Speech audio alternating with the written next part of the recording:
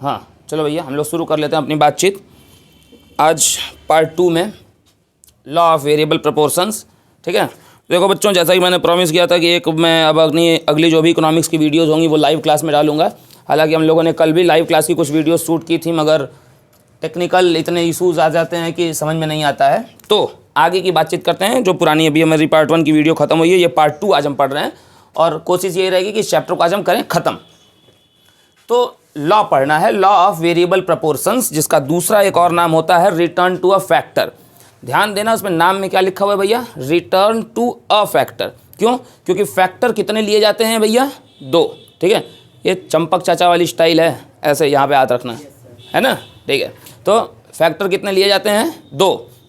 ठीक, अब उसमें एक ही फैक्टर का रिटर्न आपको देखना है। क्यों एक ही फैक्टर का रिटर्न क्यों देखना है? क्योंकि एक फैक्टर क्या होना है, हमेशा कांस्टेंट होना है। बहुत अच्छी बात। तो वेरिएबल एक ही हो रहा है और उसी वेरिएबल प्रोपोर्शंस को ही तो हम पढ़ रहे हैं, यानी कि जो वेरिएबल है उसी वेरिएबिलिटी के हिसाब से क्या तुमको रिटर्न मिलेगा। क्यों? क्योंकि अपने ने ये जाना है, ठीक है, कि जितना इनपुट लगाओगे उसी के हिसाब से आउटपुट मिलेगा। एक लेबर रहेगा तो एक लेबर जितनी प्रोडक्टिविटी, 2 लेबर हैं तो 2 जितनी प्रोडक्टिविटी, 20 लेबर हो जाएंगे तो 20 जितनी प्रोडक्टिविटी। तो ये लॉ क्या कहता है, सबसे पहले ये लॉ जान जाए, क्योंकि सारी जो पढ़ाई, सारा जो खेला है, खेला द प्ले, ठीक, तो किस पे है भैया, इसी लॉ पे। As more and more units of variable factors are combined with fixed factor, जितने ज़्यादा वेरिएबल फैक्टर्स को आप फिक्स फैक्टर के साथ जोड़ते चले जाएंगे, कंबाइन करते चले जाएंगे, ठीक है, फिक्स फैक्टर के साथ। फिक्स फैक्टर क्या है, लैंड है कि कैपिटल है? फिक्स फैक्टर तो कैपिटल है। ठीक, कैसे कैपिटल है? क्योंकि लैंड तो परमानेंट फिक्स वाला है ना, हमको कंसीडर ही सिर्फ 2 करना है, लैंड को कंसीडर ही नहीं करना है। जिसको कंसीडर ही नहीं करना है उसकी बात ही नहीं है। ठीक, अगर तुम मेरी ज़िंदगी में कंसीडरेबल ही नहीं हो तो मैं तुम्हारी बात अपनी ज़िंदगी में क्यों करूं, है कि नहीं। द मार्जिनल प्रोडक्ट, अच्छा मार्जिनल प्रोडक्ट की बात हो रही है, मार्जिनल प्रोडक्टिविटी की बात हो रही है, एमपी की बात हो रही है, मतलब एडिशनल आउटपुट की बात हो रही है। उस वेरिएबल फैक्टर का, यानी कि उस लेबर का, ठीक है, जो एमपी होगा वो इनिशियली, एमपी की बात हो रही है, टीपी और एपी की बात नहीं हो रही है। ठीक, वो शुरुआती स्तर पे क्या होगा भैया, बढ़ेगा, फिर घटेगा, घटते घटते क्या हो जाएगा, 0 हो जाएगा, और 0 होने के बाद क्या होगा, नेगेटिव हो जाएगा, कुछ एजम्पशंस को फॉलो करते हुए। अच्छा, मेरा एक और सवाल है, इस तुरंत ये बताओ कि एमपी मिनिमम कितना हो सकता है? मिनिमम एमपी जो है वो 0 हो सकता है कि 0 से भी कम हो सकता है? मिनिमम लेवल ऑफ एमपी क्या हो सकता है, 0 या 0 से भी कम? 0 से भी कम, बिल्कुल सही जवाब। ठीक, क्यों? क्योंकि निगेटिव लिखा हुआ है ना, इसलिए। ठीक है, एजम्पशन क्या है, लैंड का एरिया जो गिवन होगा वो कांस्टेंट भी होगा, वो ना बढ़ेगा ना घटेगा। क्योंकि अगर रिसोर्स बढ़ेंगे या रिसोर्स अगर घटेंगे तो प्रोडक्टिविटी भी तो रिसोर्स से बढ़ती है, पीपीसी चैप्टर याद है, ठीक है।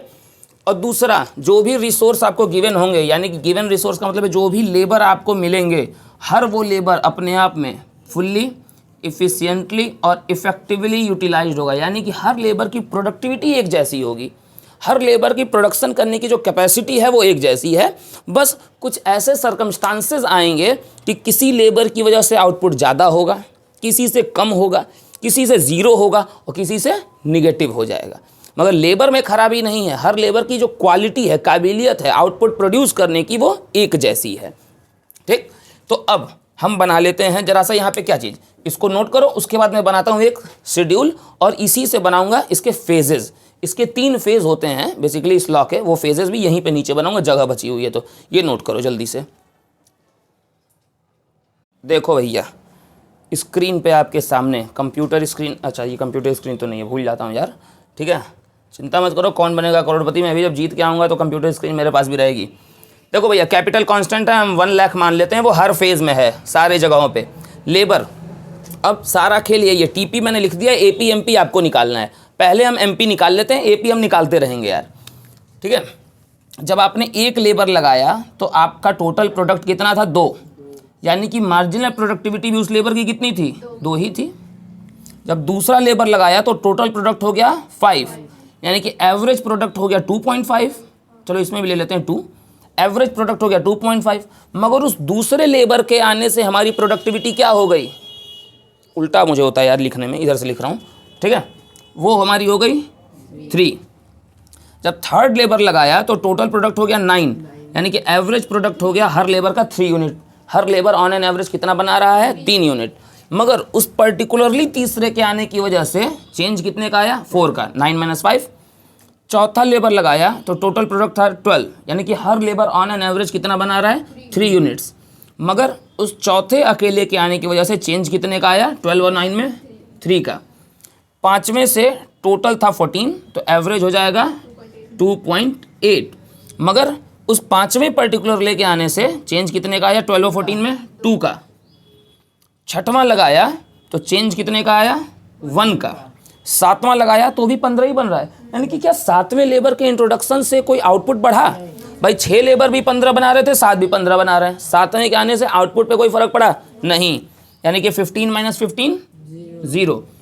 नहीं माने तुम, बिल्कुल नहीं माने। कहना वैसे भी कहाँ कोई मान रहा है आजकल, ठीक। मेरे साथ तो ये ज़्यादा दुख है, ठीक है। तो 8वां लेबर आपने बढ़ाया और जो आपका आउटपुट है वो क्या हो गया? घट के 14 -1। और भैया तुम आए और ठीक है, कुछ मेरे जीवन में अच्छा तो नहीं किए, उल्टे नुकसान करके गए, ठीक। अच्छा हाँ, AP भी निकाल लेते हैं। तो यहाँ पे हो जाएगा 2.5, यहाँ पे हो जाना है 1 पॉइंट समथिंग होगा, 2.14, ठीक है। और इसमें 1.75, यानी on an average her labour की प्रोडक्टिविटी भी घटी ही है। अच्छा ठीक है सर, लॉ लिखा हुआ है MP इनिशियली राइजेज। MP पहले पहल क्या होता है दोस्त? बढ़ता है। बढ़ रहा है क्या? 2, 3, 4, MP बढ़ रहा है। ये है आपका sir phase 1। Then MP decreases 4, 3, 2, 1, 0। 4 से ही शुरू करेंगे हम और 0। ये है आपका सर फेज 2। बिकम्स 0 भी उसी में आएगा, फेज 2 में ही आएगा। एंड देन नेगेटिव, 0 से नेगेटिव गलो भैया। हम लेबर बढ़ाए इसलिए कि कुछ प्रोडक्शन बढ़ेगा। लेबर आया, नहीं भी आया होता तो प्रोडक्शन नहीं बढ़ा होता। हम नहीं माने, हमने लेबर और बढ़ा लिया। बढ़ाया तो हम ये सोच के बढ़ाया कि आउटपुट कुछ बढ़ेगा। आउटपुट बढ़ने की जगह आग लग गई, आउटपुट घट गया। मम्मी कहती है ना, आग लग जाए तुम्हारे फ़ोन को, बस ये वही है। ये है तुम्हारा फेज़ 3। फेज़ 3 0 से -1 वाला है। फेज़ 1 को क्या कहते हैं दोस्त? फेज़ 1 को हम कहते हैं रिटर्न बढ़ते हुए मिल रहा है ना। एक लेबर लगाए तो 2 लेबर से हमें 4 की उम्मीद थी, 5 मिला। 3 से हमें 6 की उम्मीद थी, 9 मिला। रिटर्न ज़्यादा मिल रहा है, ज़्यादा का वादा, जितना हमें लगा था उससे ज़्यादा, ठीक है। ये आपके जीवन का पहला फेज़ है जब आपको ज़्यादा प्यार मिलता है। शुरुआती स्टेज है यही, ठीक है। होता है कि नहीं होता है ऐसा? इसको कहते हैं increasing return to a factor, ठीक है। फिर एक ऐसा समय आएगा जब आपको मिलने वाला प्यार घटने लगेगा। 4, 3, 2, 1, 0। ये फेज़ क्या है भैया? डिक्रीजिंग रिटर्न है ये, decreasing return to a factor. फिर आपका नेटवर्क किसी और नेटवर्क से अटैच हो जाएगा, ठीक है, और आप निगेटिव बैलेंस में चले जाएंगे और आपको याद आएगा कि मेरे किए हुए सारे एहसान, सारे चॉकलेट, सारे रिचार्ज वेस्ट गए। ये क्या है आपका फेज़ 3, जब आपके जीवन में सिर्फ नेगेटिविटी आ जाती है, और इसे कहते हैं हम negative return to a factor, ठीक है। ये हैं हमारे 3 फेजेस। हमने जब अब आ जाते हैं सीरियस बातचीत पे। जब हमने लेबर बढ़ाना शुरू किया कांस्टेंट कैपिटल के 1 लाख से, तो पहले हमको प्रोडक्शन देखो 1 से 2 मिला, तो हम 2 से कितने की उम्मीद कर सकते थे यार? 4 की ना, 5 मिला, बड़ी बढ़िया बात है, मज़ा आया सर। तो 3 से हम 6 की उम्मीद कर सकते थे, 1 के हिसाब से अगर तक तो 6 की उम्मीद कर सकते, 9 मिला, अभी भी मज़ा आया सर। यहाँ पे जब तक हमें ज़्यादा मिल रहा है तब तक हम ज़्यादा पा रहे हैं, तो इंक्रीजिंग रिटर्न, रिटर्न बढ़ के मिल रहा है। जब हम कम पाने लगे, रिटर्न अब घट के मिल रहा है, डिक्रीजिंग। और जब हम 0 हुए, 6 पे भी 15, 7 पे भी 15, ये मुझे बताओ उस 7वें लेबर को बढ़ाने का कोई फ़ायदा हुआ क्या? भाई 6 लेबर भी 15 ही बना रहे हैं, 7 भी 15 ही बना रहे हैं, अपने को क्या फ़ायदा? कोई फ़ायदा नहीं। मगर उस लेबर की कॉस्ट हमारे यहाँ जा रही है ना। हम लोग बिजनेस स्टडीज़ के बच्चे हैं, अकाउंटेंसी पढ़ रहे हैं, ठीक है, कॉस्ट कटिंग कॉन्सेप्ट पे हम बातचीत करते हैं। भाई हर लेबर को अगर 500 रुपये दे रहे हो तो 6 लेबर तक तुम कितना दे रहे थे, 3000 दे रहे थे, 3000 दे रहे थे, 15 यूनिट बन रही थी। यहाँ पे भी कितना दे रहे हो, अब 500 बढ़ गया, 3500 रुपये दे रहे हो, मगर यूनिट 15 ही बन रही है। तो भैया एक्स्ट्रा हम दे रहे हैं ना, 15 यूनिट पाने का 3000 रुपये पहले दे रहे थे, अब 15 यूनिट प्रोडक्शन का हम 3500 दे रहे हैं। पर यूनिट आउटपुट जो है, कॉस्ट जो है, कॉस्ट चैप्टर जब हम आगे पढ़ेंगे, पर यूनिट कॉस्ट भी तो यहीं से बढ़ना शुरू हो गई। यहाँ तक तो पर यूनिट कॉस्ट घट रही थी, यहाँ से तो बढ़ना शुरू हो गई ना। ये क्या है हमारे लिए, निगेटिव इम्पैक्ट है। अब इसके बाद हम यानी कि उस 7वें ने कुछ नहीं दिया तो 0, और हम नहीं माने, हमें लगा कि यार कोई दिक्कत नहीं है, 7 से काम चल जाएगा, हम एक और बढ़ा के देखते हैं, हो सकता है कुछ नया हो जाए। कुछ नया नहीं हुआ और बेड़ा गर्क हो गया।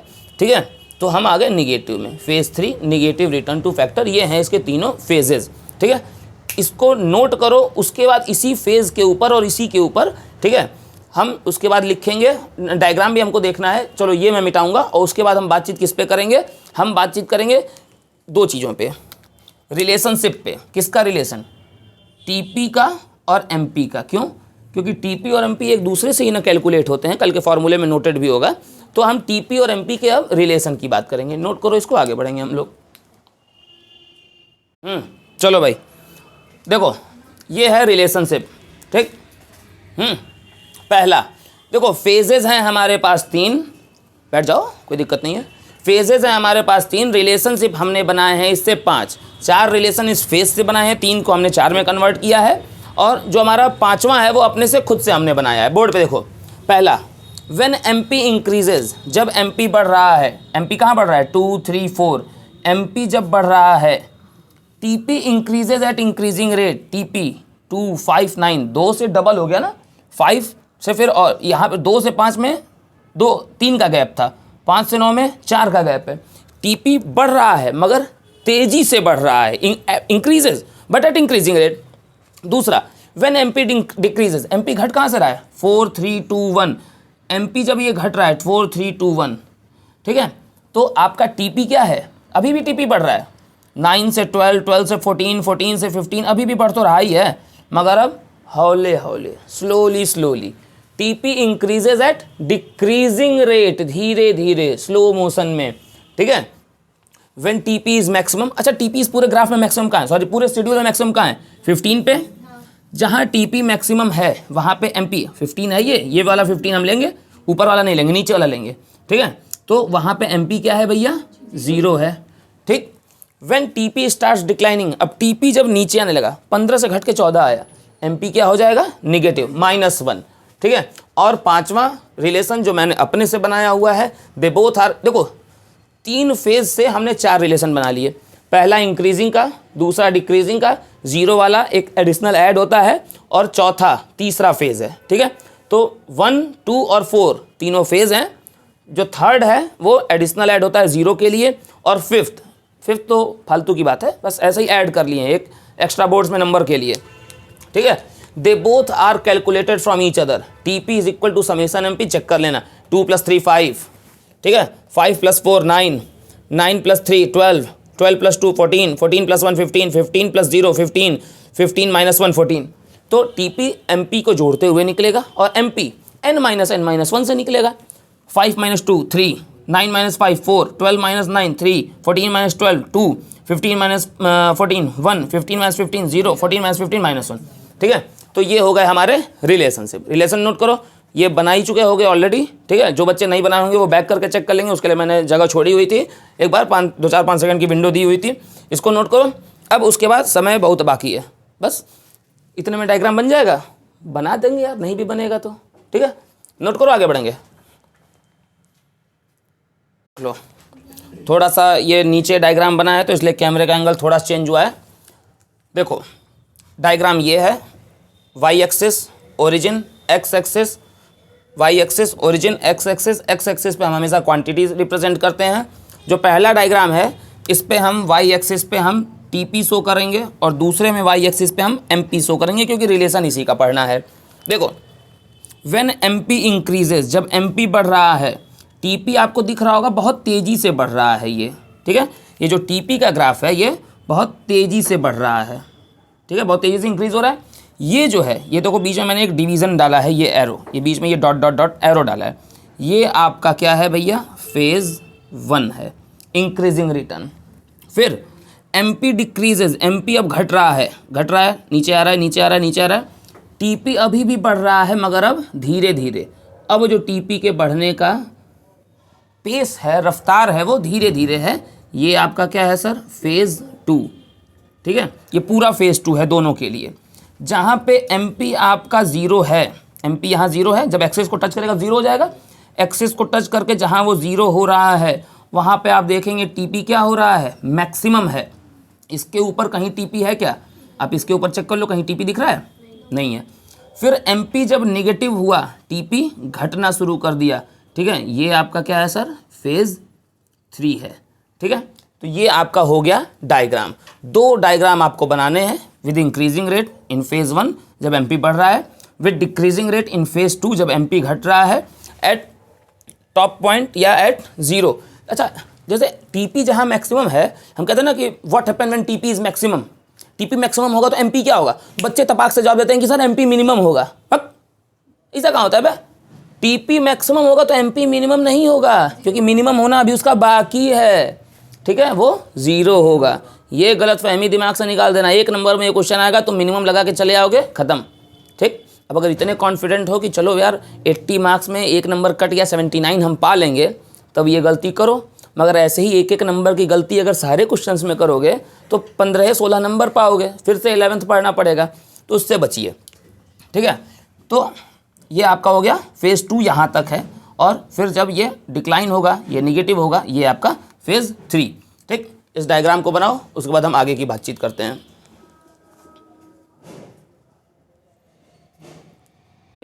आगे की बातचीत कर लेते हैं। हालांकि ये चीज़ बहुत ज़्यादा आपके सिलेबस में है नहीं, ठीक है, मगर फिर भी हम इस पर डिस्कस कर लेते हैं। ठीक, क्या है अगला, relationship of AP and MP. ठीक है, अर्थमेटिक प्रोग्रेशन और मार्जिनल प्रोडक्ट का, अरे एवरेज प्रोडक्ट का यार, अर्थमेटिक प्रोग्रेशन ये सब बोल देते हैं। ठीक है, एपी और एमपी का रिलेशन। अच्छा सर, टीपी एमपी का रिलेशन हमने पढ़ लिया है, अब किससे बाकी है पढ़ना, एपी और एमपी का। पहला रिलेशन, व्हेन एपी इंक्रीजेज, जब एपी बढ़ रहा हो 2.53, ठीक है, MP is higher than MP, एमपी ज़्यादा होगा 2.53। जब ये बढ़ रहा है यहाँ तक 2.53, तो ये देखो ये ज़्यादा है, 4 के लेवल पे ये 3 से ज़्यादा है ना। दूसरा, when AP is equal to MP, जब एपी और एमपी दोनों इक्वल होंगे, वो इक्वल हैं 3 पे। ठीक है, एपी मैक्सिमम है, एपी अपने उस पूरे डायग्राम में मैक्सिमम होगा। इस पूरे शेड्यूल में देखो एपी 3 पे तो मैक्सिमम है, कहीं 3 से ज़्यादा है का, बिल्कुल नहीं। व्हेन एपी डिक्रीजेज, जब अब एपी घटेगा, 3 से नीचे आया 2.8, 2.5, 2.4, जब एपी अब घटेगा एमपी ज़्यादा नीचे आ जाएगा।